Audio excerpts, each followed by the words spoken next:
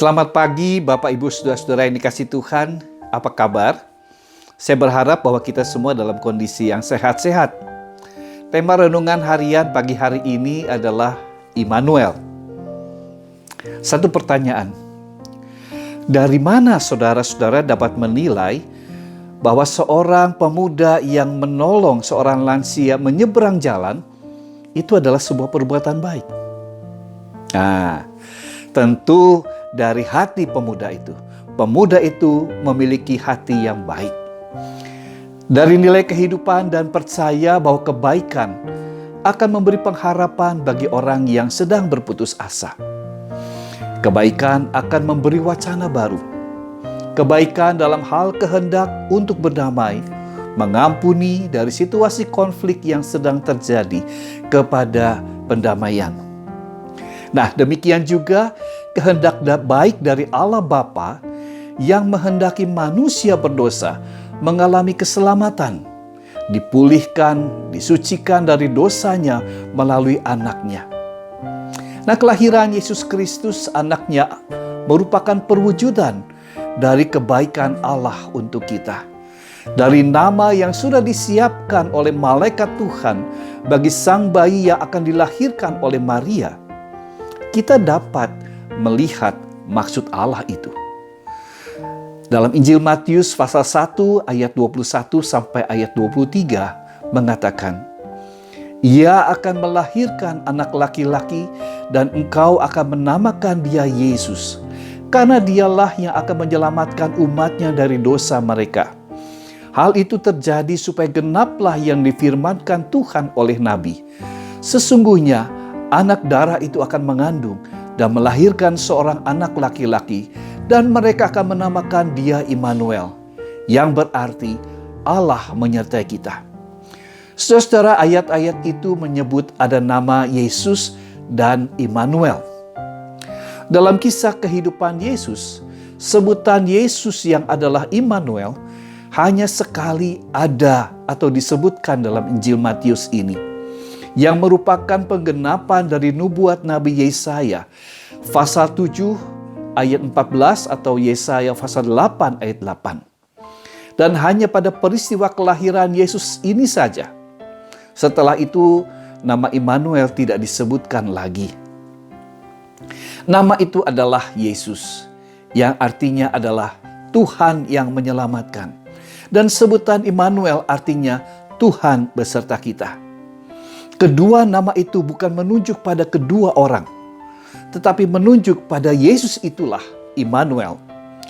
Tuhan yang menyertai kita adalah Tuhan Juru Selamat, Tuhan penolong kita. Atau sebaliknya, Tuhan Sang Juru Selamat kita itu adalah Dia yang beserta kita. Saudara, mungkin sebagian kita beriman kepada Yesus seperti cara kita meyakini bahwa Yesus itu seperti seorang atau tokoh superhero, baik dari kelompok Marvel Comics seperti The Avengers, maupun dari kelompok DC Comics seperti X-Men dan seterusnya. Mujizat penyembuhan orang buta menjadi celik matanya itu bukan karena kuasa atau pekerjaan superhero. Dan bukan itu tujuan Allah.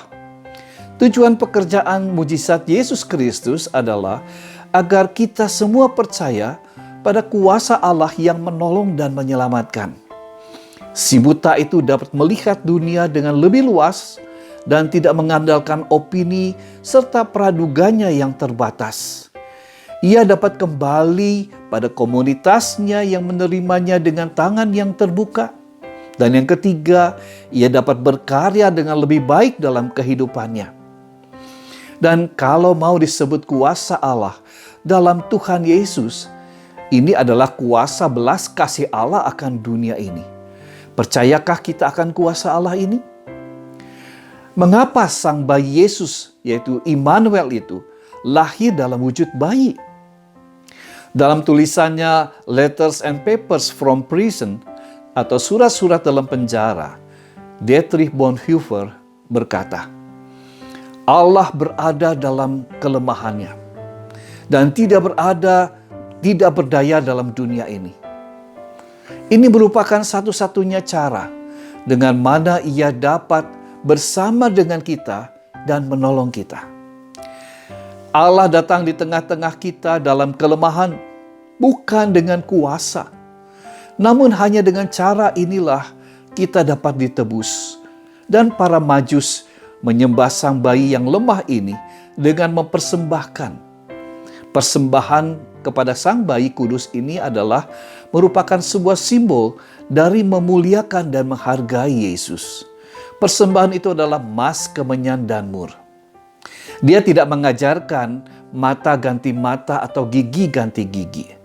Dunia dengan segala hukumnya dapat saja mensahkan dalam tanda petik pendamaian seperti ini. Tetapi kegelapan atau dosa yang satu tidak bisa didamaikan dengan kegelapan atau dosa yang lain. Tetapi Ia menunjuk jalan lain dan hanya ada satu jalan untuk pendamaian, yaitu Dia menempuh jalan kehinaan, mati dan disalibkan sebagai tindakan penebusannya untuk keselamatan kita. Paulus dalam surat 1 Korintus pasal 1 ayat 27 berkata, "Tetapi apa yang bodoh bagi dunia ini dipilih Allah untuk memalukan orang-orang yang berhikmat, dan apa yang lemah bagi dunia ini dipilih Allah untuk memalukan apa yang kuat." Saudara-saudara, marilah kita yang penat datanglah kepada Dia. Karena kita percaya bahwa Dialah Immanuel, Allah yang beserta kita. Allah yang bersekutu dengan umatnya yang menderita karena dosa. Tetapi juga adalah Allah yang bersekutu dengan umatnya di dalam merayakan keselamatannya dalam kehidupan. Tuhan menyertai kita semua. Amin.